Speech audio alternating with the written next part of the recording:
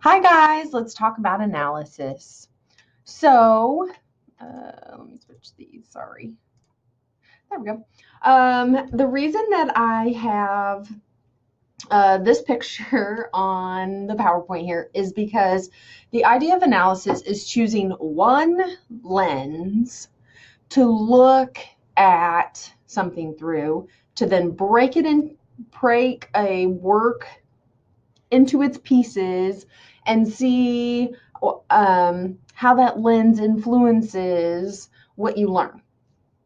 So, for example, if I look at a painting, or if I look at a movie, or a song, or a story, I can choose one particular lens to focus on, to tighten my focus down to something very specific, that one specific idea, and then look at how that one idea, to the exclusion of everything else, works in a story. So I'll give you some examples.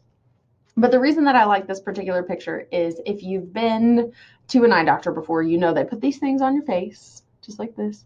And then they go, do you like one or two? And they flip the little lenses back and forth. And so that's what I want you to get out of analysis is that, when we say, oh, you saw this in the story, but I saw this in the story, a lot of times that's not because one of you is right and one of you is wrong. It's because we have different experiences, backgrounds, and beliefs. And so we have different lenses that we see everything through, that we filter everything through. Of course, the self reflection piece of this is, what is that lens for you? What lens do you see the world through? How do you filter information? Because we all have that filter that our brain uses to pick and choose what we pay attention to, what's important to us, what we use to make our decisions. And so analysis should also ask us to consider what lens we see the world through. Okay, so that's the self-application part.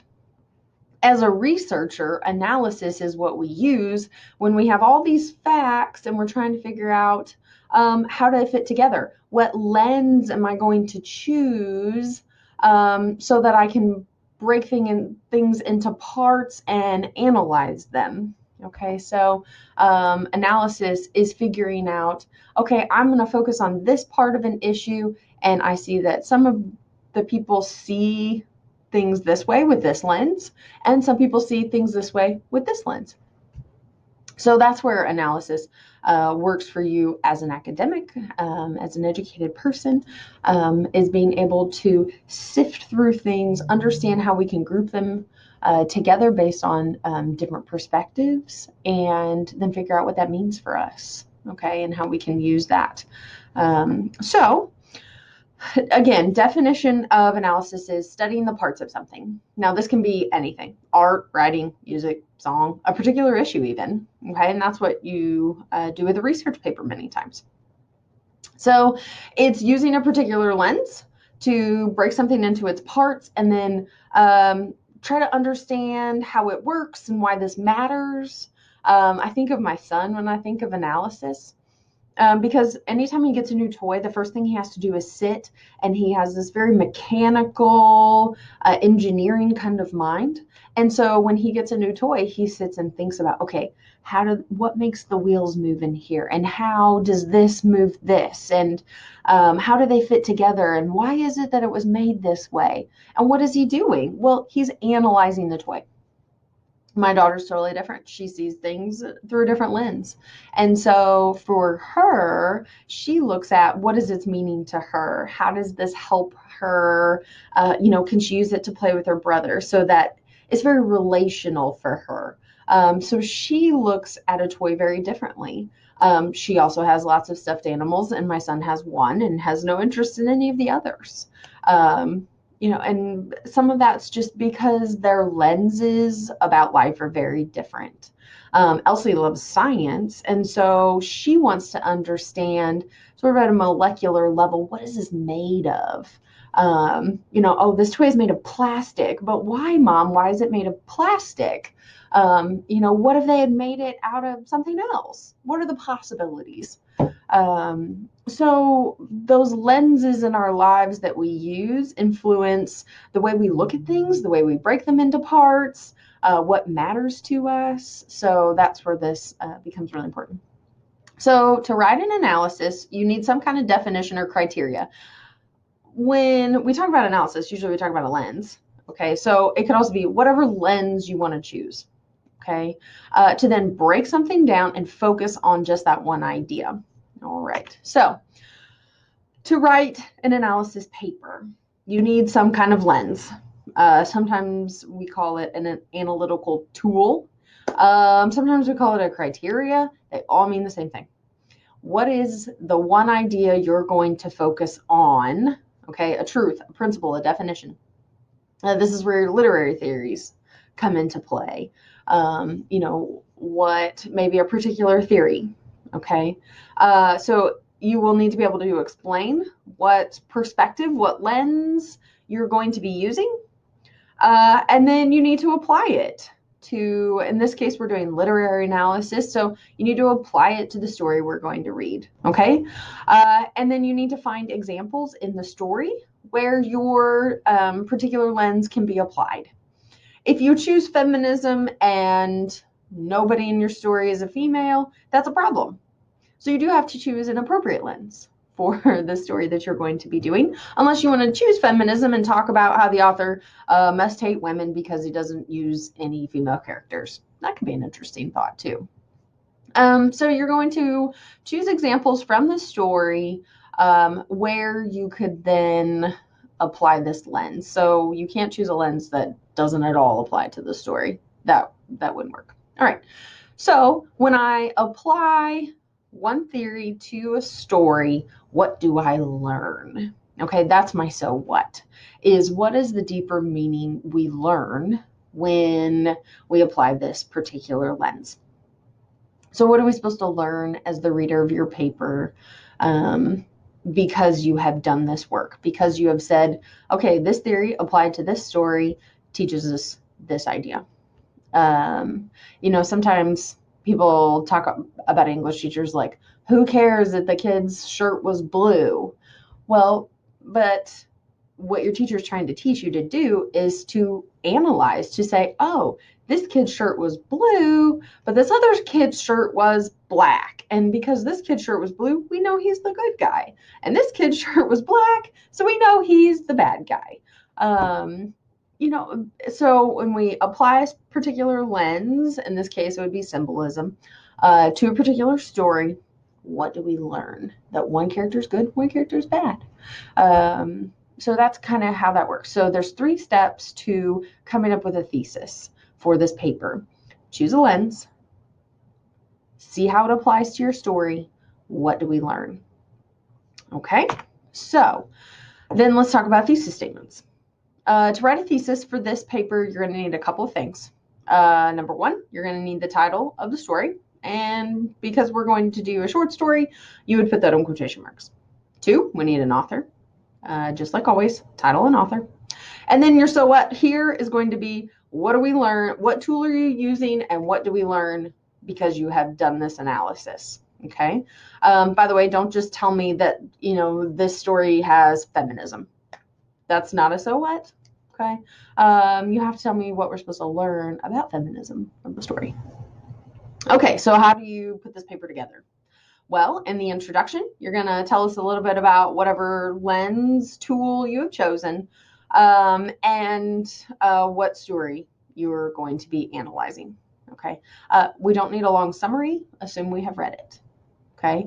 Keep in mind that analysis is not summary, and you should not be summarizing the story for us. We've all read it. We don't need you to retell it to us. Okay. Then in the body, you're going to go through the story, choose all the places that this particular lens applies. So if I'm talking about that my character wears a blue shirt, I would go through and discuss every place that my character wears a blue shirt and the other character wears a black shirt. Okay, so that may be a bunch of really short little pieces, or maybe 1 or 2 really long sections. But I'm going to choose every place that my lens or my tool applies. I'm going to Then discuss, okay, here's one instance. So the topic sentence for your body paragraphs will be, the specific event from the story that you're discussing and how this then applies to the point you're making. So if I'm saying, one of the first places that my character wears a blue shirt is when he was rescuing the girl. Okay, then you would give me some specific quotes from the story, maybe from that section of the story. Give me page numbers, by the way, because you're quoting. And then I would have some discussion. So I need topic sentence, specific examples from the story where we see this, some quotes from the story, and then discussion. How does the fact that this character was wearing a blue shirt when he saved this girl prove my overall so what, which is he's the good guy? Okay, well, because he was doing this really good deed and the author chose to have him wear a blue shirt when he was doing that. And so this is one example of my character being the good guy. Okay, then I would move on to the next example. Another place where my character, that shows my character is the good guy is when this was happening. Again, give me some more specific quotes from the story and then discuss how that proves your thesis. All right.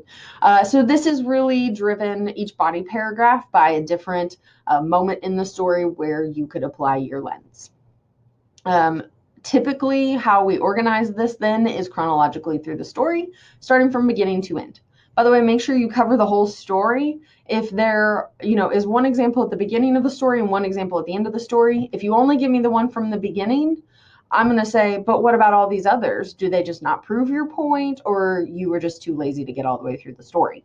So make sure you have good coverage. Analysis requires good coverage. Otherwise, your credibility is in question as the author, because then we want to know why you ignored all the other examples. So, make sure that you do your topic justice. All right.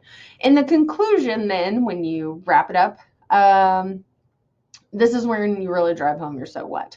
Overall, remind us of what some of these examples were, and then how this proves your thesis, that all of these, different elements prove that your character is the good guy.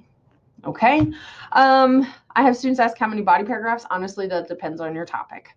Some of you will have a bunch of small body paragraphs because you'll have this little example here and this little example here and this little example here and this little example here, whereas some of you may just have one extended section from the story. So you may only have a few really long body paragraphs. So I don't have a set number of body paragraphs you should have there. Okay. Make sure you also give me a works cited, because you will be quoting. Don't forget, when you quote, you need page numbers and then you need a works cited page at the end. All right. So give me intro, where you introduce your lens or your tool you're going to be using, and the story that you're going to be applying it to. Then in the body, you're going to go example by example in the story of where you can apply that particular idea, that particular lens. And then in the conclusion, overall, how does this prove your thesis, what we're supposed to learn? All right, so keep that all in mind as you're working. All right, so make sure you get a jump on this paper. If you have any questions while you're working, want to make sure you're headed in the right direction, feel free to send me a thesis statement. I'm happy to give you some feedback on that. Just send me an email and I'll be happy to give you some help. All right, happy writing. Bye, guys.